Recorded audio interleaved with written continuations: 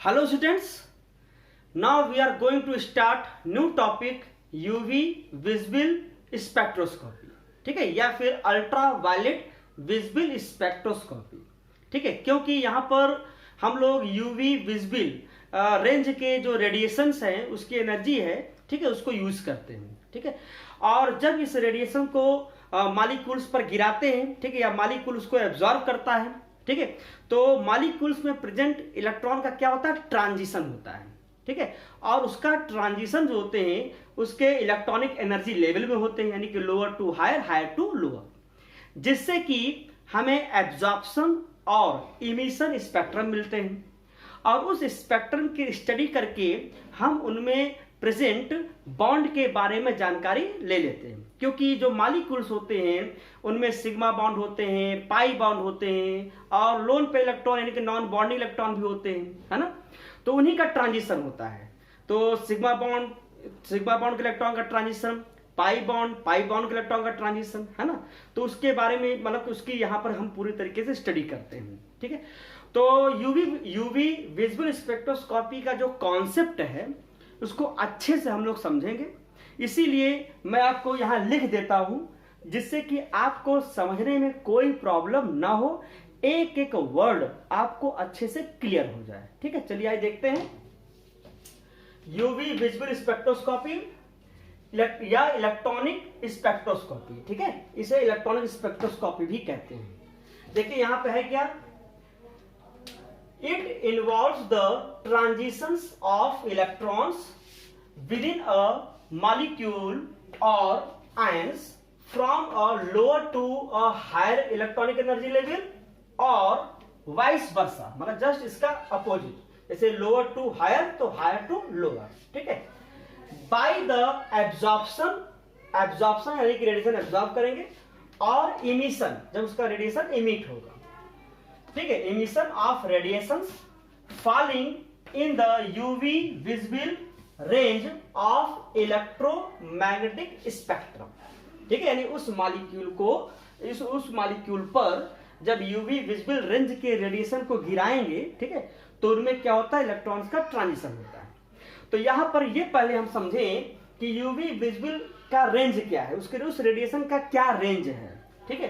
तो यहां देखिए यूवी का जो रेंज है वह 200 टू 400 nm है, और ये जो रेंज है यह नियर यूवी रीजन में है। किसमें है, near UV reason.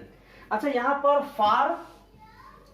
For UV reason की बात करें तो इसका रेंज होता है 10 नैनोमीटर टू 200 नैनोमीटर, ठीक है, ये आपका वेवलेंथ है, ठीक है। और विजिबल रेंज जो है वो कितना है, 400 टू 760, ठीक है, नैनोमीटर। यानी कुल मिला के अगर यूवी विजिबल रेंज की बात करें तो हम यहां पर 200 नैनोमीटर टू 760 नैनोमीटर रेंज के वेवलेंथ को हम लोग यूज करेंगे, उसकी फ्रीक्वेंसी को यूज करेंगे, यानी कि दोनों को मिला के हम यहां पर बताएंगे, ठीक है।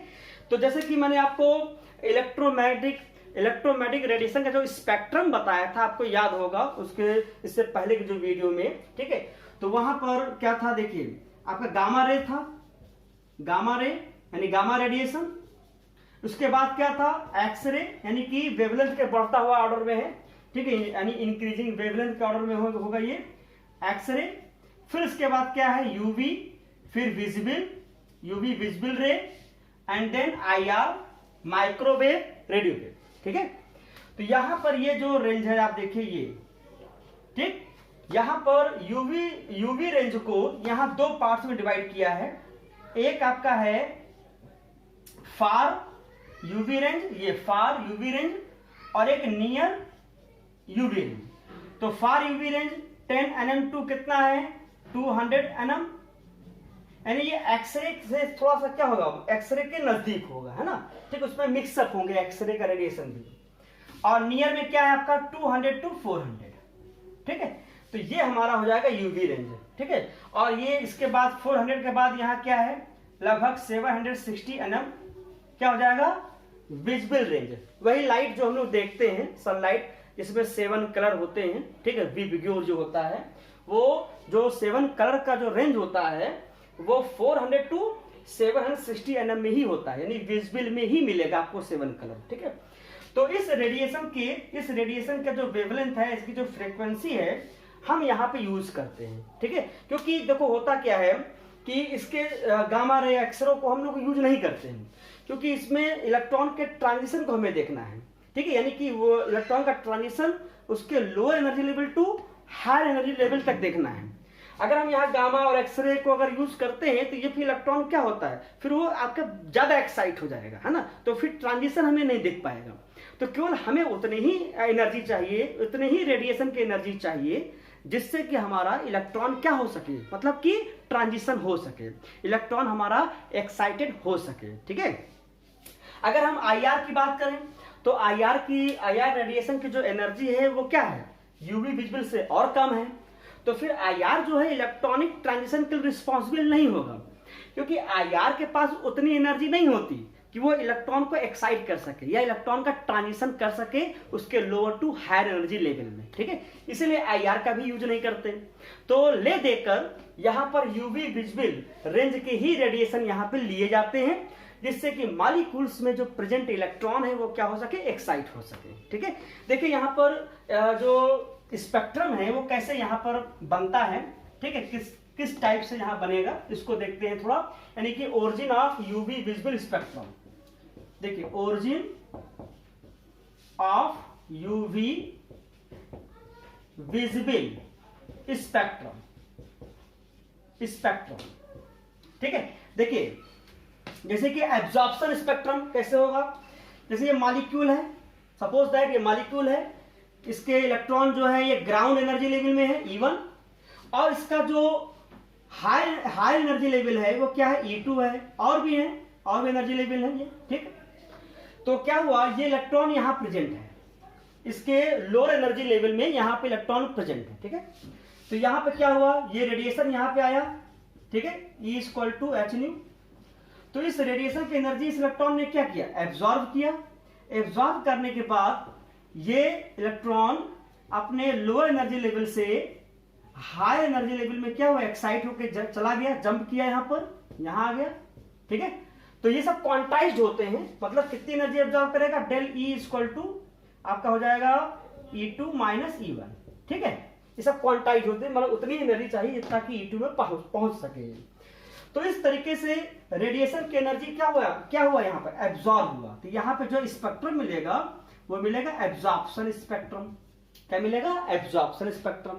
अब आप देखिए, अब क्या हो सकता है, जैसे यहाँ पे ये लो एनर्जी लेवल है और ये हाई एनर्जी लेवल है। अब इलेक्ट्रॉन जो है हायर एनर्जी लेवल में है ना, यहाँ पर भी है।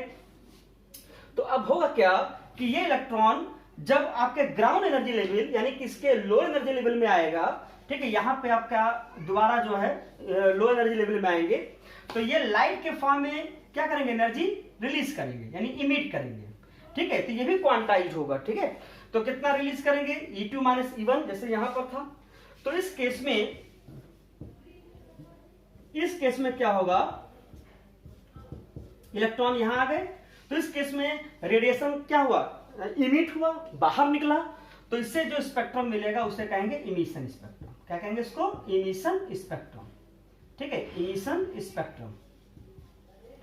तो इस तरीके से एब्जॉर्प्शन और इमिशन ऐसे ही होता है। ठीक है, तो इलेक्ट्रॉन जो है अपने ग्राउंड एनर्जी लेवल में रहेंगे, ठीक है, उस मॉलिक्यूल में, और जब यहाँ एब्जॉर्प्शन होगा तो क्या होगा, अपने हायर एनर्जी लेवल में जाएंगे, और जब इमिशन होगा तो हायर एनर्जी लेवल से कहाँ आएंगे, ग्राउंड एनर्जी लेवल में आएंगे। ठीक है, तो इस तरीके से यहाँ स्पेक्ट्रम फॉर्म होते हैं। तो अब हमें ये देखना है कि ये जो इलेक्ट्रॉन है, ये इलेक्ट्रॉन किस टाइप के हैं, उस मॉलिक्यूल में इलेक्ट्रॉन किस टाइप के हैं। जैसा कि आप जानते हो कि मॉलिक्यूल्स में इलेक्ट्रॉन जो होते हैं आपके सिग्मा बॉन्ड के इलेक्ट्रॉन होते हैं, पाई बॉन्ड होते हैं, क्योंकि मॉलिक्यूल बना हुआ है तो इसका मतलब वहां बॉन्ड बने हुए हैं, है ना। तो उस बॉन्ड के इलेक्ट्रॉन का यहाँ पर जो एक्साइटमेंट मतलब कि जो ट्रांजिशन होते हैं उसी को यहाँ पर हम लोग देखेंगे। ठीक है, तो पहले देखते हैं कि किस टाइप के बॉन्ड है, फिर उनके बीच क्या ट्रांजिशन है उसको हम लोग समझते हैं। ठीक है, नेक्स्ट यहाँ पे देखते हैं types of electron. Organic compound में 2 टाइप के बॉन्ड मिलते हैं, एक मिलता है सिग्मा बॉन्ड और एक मिलता है पाई बॉन्ड। तो सिग्मा बॉन्ड में प्रेजेंट इलेक्ट्रॉन को सिग्मा इलेक्ट्रॉन और पाई बॉन्ड में प्रेजेंट इलेक्ट्रॉन को पाई इलेक्ट्रॉन कहते हैं। इसके अलावा ऑर्गेनिक मॉलिक्यूल्स में फंक्शनल ग्रुप होते हैं, फंक्शनल ग्रुप भी जुड़े होते हैं, तो उनमें क्या होता है नॉन बॉन्डिंग इलेक्ट्रॉन भी मिलते हैं, जैसे कि ऑक्सीजन है, नाइट्रोजन है, ये मिलते हैं फंक्शनल ग्रुप के साथ, तो उनमें नॉन बॉन्डिंग या लोन पेयर इलेक्ट्रॉन मिलते हैं। तो इस तरीके से हम यहां पर इलेक्ट्रॉन को बता सकते हैं, जैसे कि सिग्मा बॉन्ड है। अच्छा, सिग्मा बॉन्ड क्या होता है, स्ट्रॉन्ग बॉन्ड होते हैं, ठीक है, ये generally carbon carbon single bond, carbon carbon hydrogen bond यानी सिंगल बॉन्ड में मिलते हैं ये। तो इनमें प्रेजेंट इलेक्ट्रॉन को हम क्या कहेंगे, सिग्मा इलेक्ट्रॉन कहेंगे, ठीक है। ये बड़ी मजबूती के साथ इस बॉन्ड में जुड़े होते हैं, क्योंकि सिग्मा बॉन्ड हमारा क्या होता है, स्ट्रॉन्ग बॉन्ड होता है। नेक्स्ट है पाई बॉन्ड। पाई बॉन्ड जैसे कि अनसैचुरेटेड जो कंपाउंड होते हैं, अनसैचुरेटेड कंपाउंड में आप देखते हो कार्बन कार्बन डबल बॉन्ड मिलते हैं, कार्बन कार्बन क्या मिलते हैं, ट्रिपल बॉन्ड मिलते हैं, है ना। तो इसमें आपके पाई बॉन्ड है, ये सिग्मा बॉन्ड, इसमें 2 पाई बॉन्ड मिलते हैं ट्रिपल बॉन्ड में, 1 सिग्मा बॉन्ड मिलता है।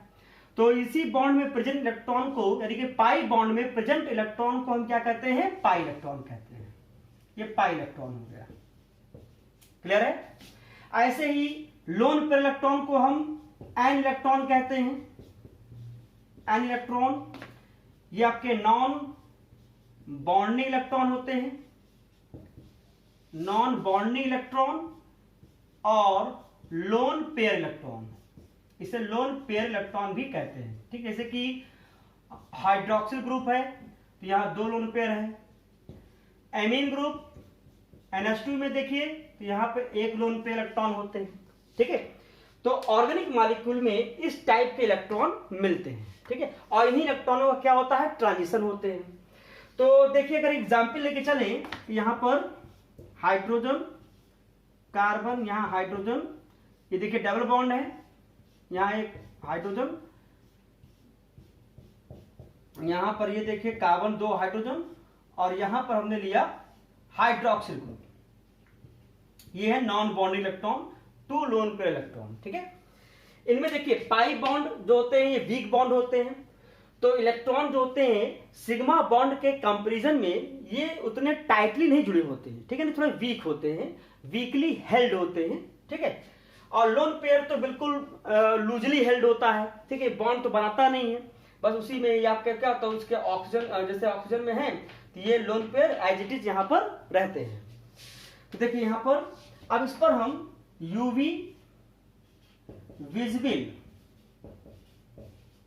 ठीक है, रेडिएशन के जो वेवलेंथ के हैं, रेडिएशन जो है इसके जो वेवलेंथ है, ठीक है, हम इस पर क्या करेंगे, इस पर गिराएंगे।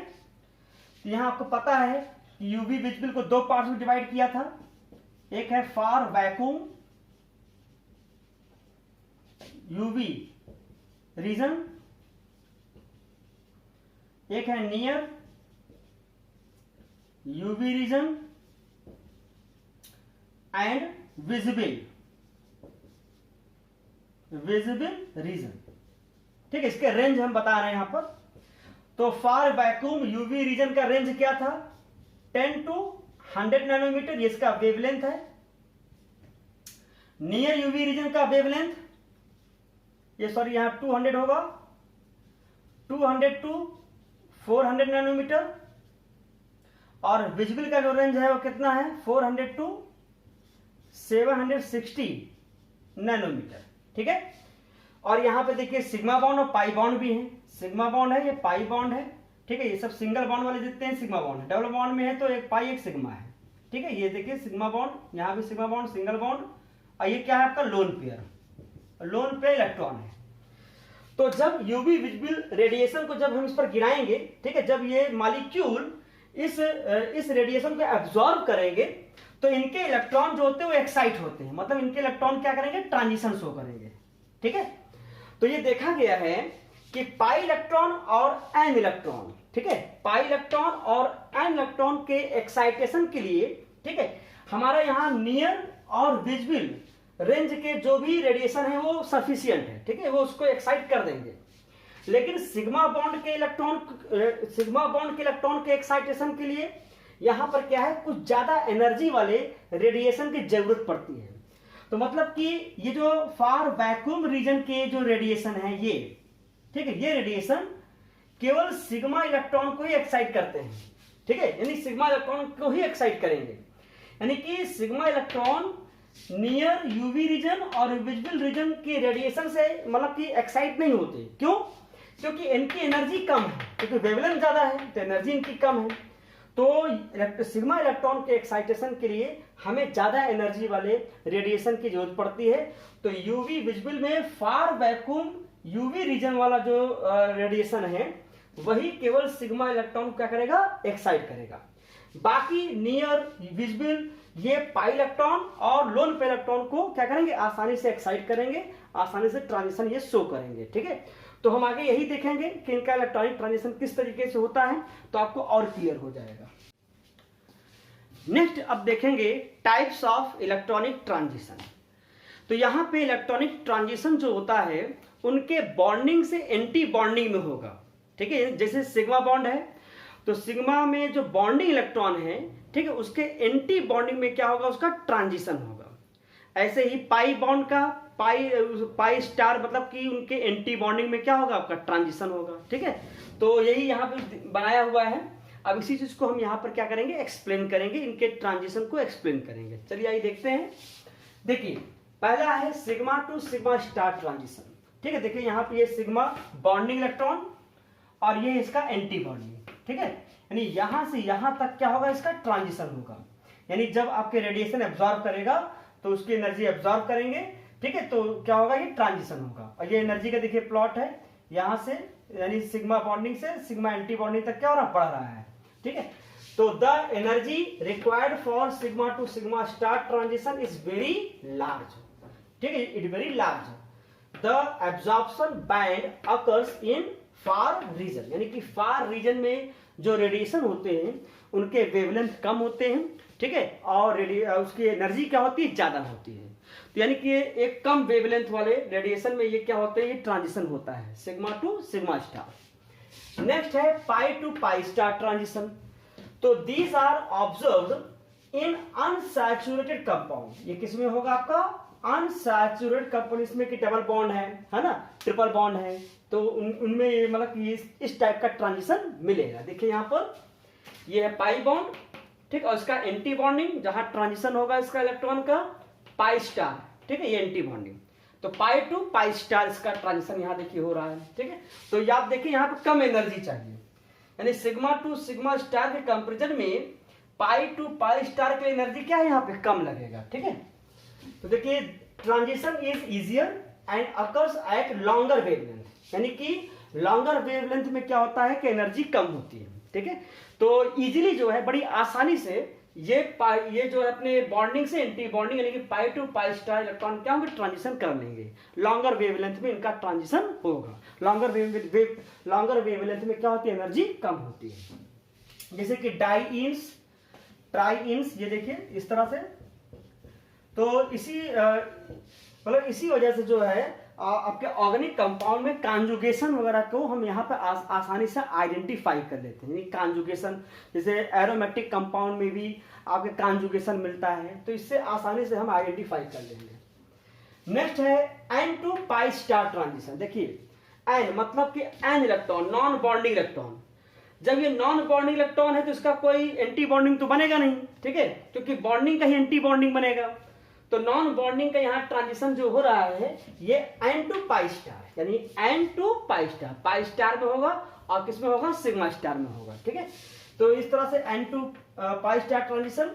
This transition are shown by unsaturated molecule, ठीक है, unsaturated molecule which contain atoms such as oxygen है, जिनमें लोन पेयर होगा, ठीक है, नाइट्रोजन ये, ठीक है। They required least energy and possesses longest wavelength, ठीक है, यानी आप देखिए ये लॉन्गेस्ट वेवलेंथ में होगा क्योंकि इनको एनर्जी क्या चाहिए, बहुत कम चाहिए। आप देखिए यहां पर एन टू पाई स्टार, देखिए बहुत कम एनर्जी लगेगी, है ना। तो बहुत कम एनर्जी में ही ये एन इलेक्ट्रॉन जो है इसके पाई के एंटी बॉन्ड में चले जाएंगे।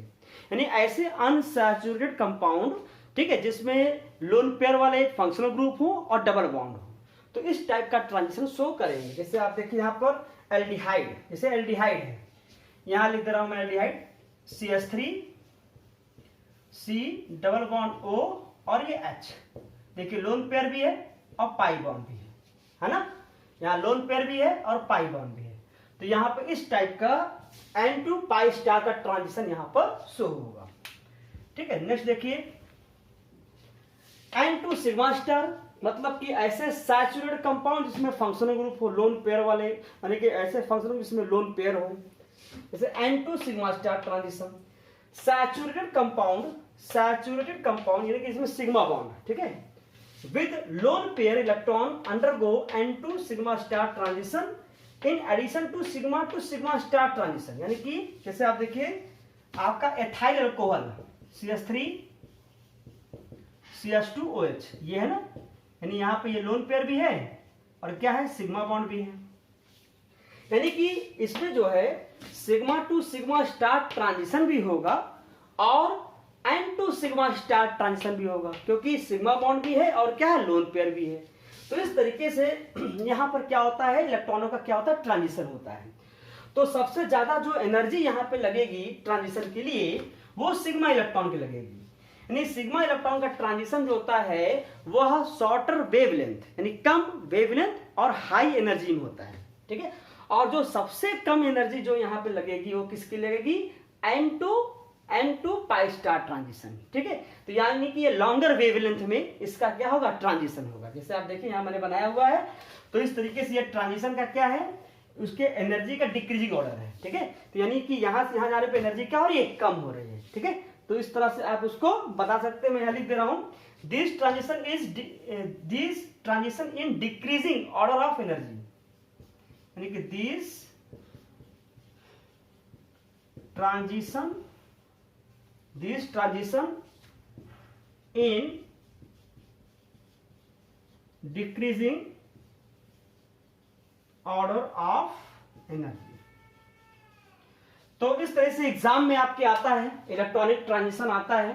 ठीक है, तो इसको आपको पूरा एक्सप्लेन करना है।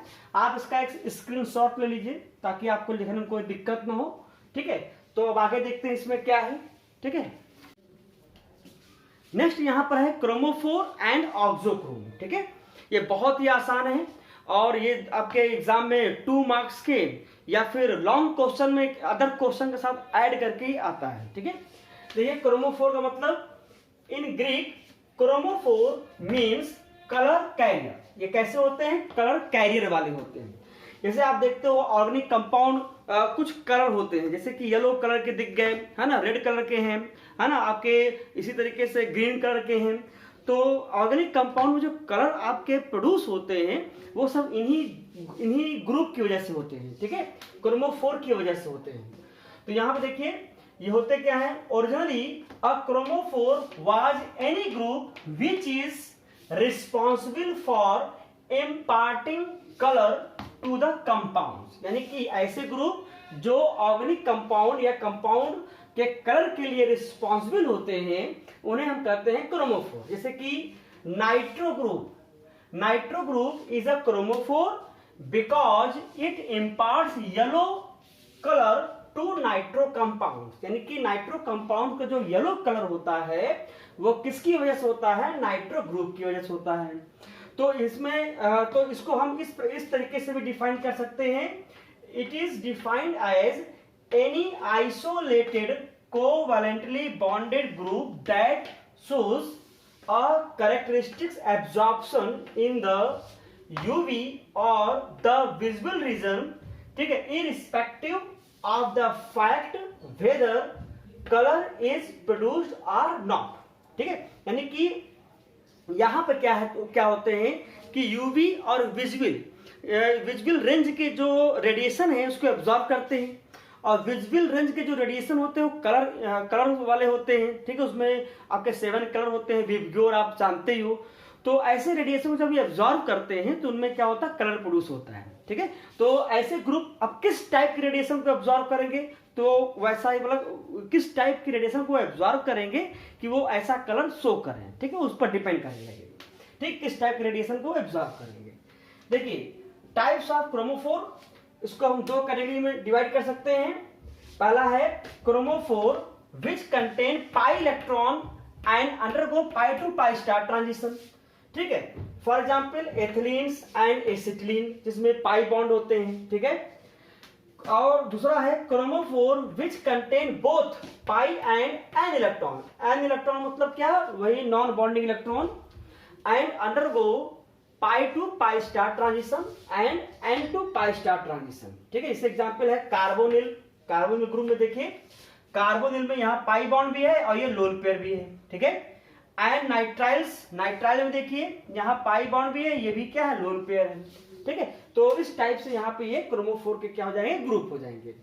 नेक्स्ट यहाँ पे है ऑक्सोक्रोम। ऑक्सोक्रोम, ऑक्सोक्रोम मतलब कि एक्सिलरी। एक्सिलरी का मतलब ये हुआ कि सहायक होना। ये खुद कलर नहीं प्रोड्यूस करेंगे लेकिन कलर प्रोड्यूस करने में हेल्प करेंगे। मतलब कि ये कंपाउंड को ये लॉन्गर वेवलेंथ के एब्जॉर्प्शन की तरफ क्या करेंगे, शिफ्ट करेंगे। लॉन्गर वेवलेंथ का मतलब वही विजिबल रेडिएशन, और विजिबल रेडिएशन की तरफ जब ये उसके वेवलेंथ को जब यहाँ शिफ्ट करेंगे तो वहां पे क्या होगा, कलर प्रोड्यूस होगा। यानी खुद ये कलर नहीं प्रोड्यूस करेंगे लेकिन कलर प्रोड्यूस करने में क्या करेंगे, हेल्प करेंगे, ठीक है। जैसे कि यहाँ पर chromophore it can be defined as any group which does not itself act as a chromophore, यानी खुद में वो क्रोमोफोर नहीं होते, but whose presence brings about a shift of the absorption band towards the red end of the spectrum, यानी कि red and तक जाएंगे। जैसे लॉन्गर वेवलेंथ की तरफ हम जाते हैं तब वहां पे क्या होता है, कलर इम्पार्ट होते हैं, यानी कलर वहां पे शो होते हैं, ठीक है। तो यानी कि आप देखिए उसमें विजिबल लाइट को जब प्रिज्म से पास करिए तो सबसे ऊपर क्या होता है, रेड होता है, ठीक है। फिर उसके बाद नीचे आए तो लास्ट में आपका क्या मिलता है, वायलेट मिलता है। तो मतलब कि ये ग्रुप जो होते हैं लॉन्गर वेवलेंथ की तरफ क्या करते हैं, एब्जॉर्प्शन को शिफ्ट करते हैं, जिससे कि वहां पे कलर प्रोड्यूस होता है। यानी कि ये खुद कलर नहीं दिखाएंगे लेकिन ये कलर प्रोड्यूस करने में क्या करेंगे, हेल्प करेंगे। जैसे देखिए यहाँ पे आपको लिखा हुआ एक चीज, an auxochrome group is called colour enhancing group. देखिए यहाँ पे लिखा हुआ है, यानी कि ये कैसे होते हैं, कलर इनहेंसिंग ग्रुप होते हैं, ठीक है। तो some common auxochrome group are OH यानी कि अल्कोहल, OR, ठीक है, यानी कि आपके ईथर वाले ग्रुप हो जाएंगे, यानी कि इसे कहेंगे अल्कोक्सी, एमाइन, NH2, थायो अल्कोहल एक्सेट्रा। तो ये सभी क्या करते हैं, कलर इनहेंस करने में क्या करते हैं, हेल्प करते हैं, यानी कलर प्रोड्यूस करने में ये हेल्प करेंगे। तो इस तरीके से क्रोमोफोर या ऑक्सोक्रोम हो गया, इसको अच्छे से तैयार कर लीजिए, ठीक है। अब इसके बाद यहाँ पर शिफ्ट देखते हैं, क्या ये रेडिएशन का एब्जॉर्प्शन का शिफ्ट होता है। नेक्स्ट यहाँ पे हम लोग देखते हैं एब्जॉर्प्शन इंटेंसिटी शिफ्ट या बैंड शिफ्ट, ठीक है। एक्चुअली होता क्या, आपने लैम्बर्ट्स बियर लॉ में देखा था कि जो हमने सैंपल लिया था, एब्जॉर्बिंग मीडियम लिया था, ठीक है, वो लाइट को क्या करता था, एब्जॉर्ब करता, ठीक है। तो जब लाइट आती थी तो उसकी इंटेंसिटी क्या थी, ज्यादा थी, लेकिन जैसे उसमें एब्जॉर्ब होता था, ठीक है, तो उसकी इंटेंसिटी क्या होती, डिक्रीज होती थी, ठीक है। इसी तरीके से यहाँ पर क्या होता है कि उसका बैंड जो है, जो स्पेक्ट्रम हमारा मिलता है, उसके बैंड क्या होते हैं, शिफ्ट होते हैं, ठीक है। तो यानी एब्जॉर्प्शन मैक्स और वेवलेंथ के बीच में हमने यहाँ पे उसके शिफ्ट को दिखाया है, इसको अच्छे से समझिएगा, ठीक है। देखिए बैथोक्रोमिक शिफ्ट, रेड शिफ्ट, इसका मतलब क्या है, it is an effect by virtue of which, जिसकी वजह से the absorption maximum is shifted towards longer wavelength due to the presence of an auxochrome और by the change of solvent, ठीक है। यानी कि आप देखिए यहाँ पर जो बैथोक्रोमिक शिफ्ट है, मतलब वो ये जो आपका किधर शिफ्ट हो रहा है, आपका ये हो रहा है लॉन्गर वेवलेंथ की तरफ, ठीक है। तो उसे हम कहेंगे बैथोक्रोमिक शिफ्ट, और लॉन्गर वेवलेंथ की तरफ शिफ्ट होना ही क्या होता है, रेड शिफ्ट, ठीक है। क्या होता है, वो रेड शिफ्ट होते हैं। नेक्स्ट है हाइप्सोक्रोमिक शिफ्ट या ब्लू शिफ्ट। हाइप्सोक्रोमिक शिफ्ट में क्या होंगे, it is an effect by virtue of which the absorption maximum is shifted towards shorter wavelength, यानी कि ये क्या होंगे, एब्जॉर्प्शन मैक्सिमम की तरफ शिफ्ट होगा आपका शॉर्टर वेवलेंथ, यानी इस साइड आएंगे, तो इस साइड आने पे क्या होगा, वेवलेंथ डिक्रीज करेगा। नेक्स्ट है हाइपोक्रोमिक शिफ्ट। हाइपोक्रोमिक शिफ्ट में क्या होंगे, it is an effect due to which the intensity of absorption maximum decreases, ठीक है, that is extension coefficient. Extension coefficient आप देखेंगे उसमें आपके लाइबर्स बियर लॉ में आपको मिलेगा यहाँ पर एक्सटेंशन कोएफिशिएंट आपका एप्सिलॉन मैक्स डिक्रीजेस। तो इस केस में आप देखिए यहाँ पर ये आपका हाइप्सोक्रोमिक शिफ्ट यानी कि इसका जो एब्जॉर्प्शन मैक्सिमम है वो क्या हो रहा है यहाँ पर डिक्रीज हो रहा है। नेक्स्ट है फोर्थ है hyperchromic shift. It is defined as an effect due to which the intensity of absorption maximum increases, that is epsilon max increases. देखिए यहाँ पर ये क्या होगा इंक्रीज करेगा, ठीक है। तो इस तरीके से यहाँ पर हम उसके बैंड शिफ्ट को समझते हैं, ठीक है, उसके एब्जॉर्प्शन और इंटेंसिटी शिफ्ट को हम लोग यहाँ पर समझते हैं, ठीक है। चलिए अब नेक्स्ट देखते हैं आगे क्या है इसके। नेक्स्ट इसका देखते हैं हम लोग application of UV visible spectroscopy. UV visible spectroscopy का जो एप्लीकेशन है ये बहुत बड़ा है, ठीक है। इससे हम लोग किसी कंपाउंड में नंबर ऑफ कॉन्जुगेटेड जो आपके बॉन्ड है, डबल बॉन्ड है, उससे आसानी से हम लोग जो है बता सकते हैं कितने नंबर में है। इसका use quantitative analysis, qualitative analysis, chemical kinetics और टाटोमेरिक इक्विलिब्रियम वगैरह के कैलकुलेशन में काफ़ी ज़्यादा होता है, ठीक है। जैसे कुछ हम यहाँ एप्लीकेशन लेके चल रहे हैं, देखिए जैसे कि डिटेक्शन ऑफ कॉन्जुगेशन, ठीक है। तो कैसे कॉन्जुगेटेड कॉन्जुगेशन यहाँ पे कैसे डिटेक्ट करेंगे उसको देखते हैं। देखिए the number of conjugated double bond increase wavelength of maximum absorption, that is a lambda max increase. यानी कि अगर कंपाउंड में कॉन्जुगेशन अगर ज्यादा मिलता है तो उसका लैम्डा मैक्स यानी कि जो वेवलेंथ होगा वो भी क्या होगा ज्यादा होगा। जैसे कि अच्छा कॉन्जुगेशन का मतलब क्या मैं बता दूं आपको। देखिए alternate double bond, alternate double bond यानी element of alternate double bond is called conjugated. तो यहां पर ऐसा दिखना चाहिए, कहीं पर ऐसा नहीं कि कॉन्जुगेशन ब्रेकिंग हो जाए, ठीक है। अल्टरनेशन वहां होना चाहिए, अगर ऐसा नहीं है तो वहां कॉन्जुगेशन नहीं है, ठीक है। यानी जितना ज्यादा कॉन्जुगेशन होगा, ठीक है, उसका लैम्डा मैक्स या वेवलेंथ क्या होगा उतना ही ज्यादा होगा। तो इस पर देखिए क्वेश्चन आता है जो कई बार एग्जाम में पूछा भी गया है। ये क्वेश्चन है, ये देखिए which of the following will exhibit higher value of lambda max in the UV spectra, ठीक है। जैसे यहां दिया है एसीटोन है और यहां पर भी एक अनसैचुरेटेड कार्बोनिल कंपाउंड है। अगर हम इसका स्ट्रक्चर फॉर्म लिखें, स्ट्रक्चर फॉर्म इसका लिखें तो क्या लिखेंगे CH2 double bond CH then CO double bond carbon oxygen double bond and CH3, ठीक है। और अगर इसका स्ट्रक्चर फॉर्म लिखें तो ये एसीटोन है CH3 C double bond O और ये है CH3। तो इन दोनों को देखकर बताइए कॉन्जुगेशन किसमें मिल रहा है आपको। तो आपको इसमें कॉन्जुगेशन दिख रहा है double bond single bond double bond, लेकिन यहां पे कॉन्जुगेशन नहीं है। तो लैम्डा मैक्स किसका ज्यादा होगा, लैम्डा मैक्स इसका ज्यादा होगा। वैसे भी हमने इसको आपको पाई टू पाई स्टार ट्रांजिशन में मैंने आपको बताया था, सॉल्वेंट इफेक्ट बताया था कि ये लॉन्गर वेवलेंथ की ओर क्या होता है मतलब कि शिफ्ट होते हैं, ठीक है। अब इसमें देखिए बी में, यहाँ बी में देखिए CH2 double bond CH2 double bond CH, ठीक है, सिंगल बॉन्ड फिर डबल बॉन्ड यानी अल्टरनेशन यहाँ देखो मिल रहा है। लेकिन यहाँ देखिए CH2 सिंगल बॉन्ड फिर सिंगल बॉन्ड फिर डबल बॉन्ड यानी कि यहाँ अल्टरनेशन नहीं मिल रहा है, यानी एक के बाद एक डबल बॉन्ड आना चाहिए। डबल यानी कि double bond single bond double bond single bond double bond single bond ऐसा आना चाहिए, लेकिन यहाँ पे ऐसा नहीं है। तो आप बताइए कॉन्जुगेशन किसमें है और किसमें लैम्डा मैक्स ज्यादा मिलेगा, इसमें ज्यादा मिलेगा, ठीक है। तो आंसर देख लीजिए, आंसर में ये वाला ए का ये हो जाएगा और बी का ये वाला हो जाएगा, ठीक। ऐसे क्वेश्चन आएंगे सॉल्व करेंगे, ठीक है। नेक्स्ट है क्वांटिटेटिव एनालिसिस। क्वांटिटेटिव एनालिसिस की क्वांटिटी यानी कि उस कंपाउंड की क्वांटिटी भी आप इससे मेजर कर सकते हो, ठीक है। जैसे देखिए यहाँ पर quantitative analysis is based on Beer's law which is a मतलब absorbance is equal to epsilon C into L, ठीक है। तो यहाँ पे आपके C से जो है यहाँ मोल पर लीटर में होता है, ये मोल पर लीटर में होता है, इससे आप इसका क्वांटिटी मेजर कर सकते हैं। The absorbance of non solution and unknown solution is measured using same से, ठीक है। यानी कि नोन और अननोन सोल्यूशन से आप उसको अच्छे से मेजर कर सकते हैं। जैसे कि ए नोन अपॉन C यानी कॉन्सेंट्रेशन नोन, ठीक है, equal to A absorbance unknown और C क्या है अननोन। तो इसमें से कोई तीन वैल्यू पता हो तो चौथा आसानी से निकाल सकते हैं हम। इसके अलावा भी यहाँ पे हम इसके एप्लीकेशन लेके चलते हैं। जैसे मैंने बताया कि क्वालिटेटिव एनालिसिस में भी इसका एप्लीकेशन होता है, ठीक है। क्वालिटेटिव एनालिसिस, केमिकल काइनेटिक्स इसमें भी लेके चल सकते हैं। इसके साथ ही साथ टाटोमेरिक इक्विलिब्रियम में कीटो और इनॉल का परसेंटेज यहाँ पे निकालने में इस टेक्निक का हम यूज कर सकते हैं। तो इस तरीके से इसका एप्लीकेशन बहुत है, ठीक है।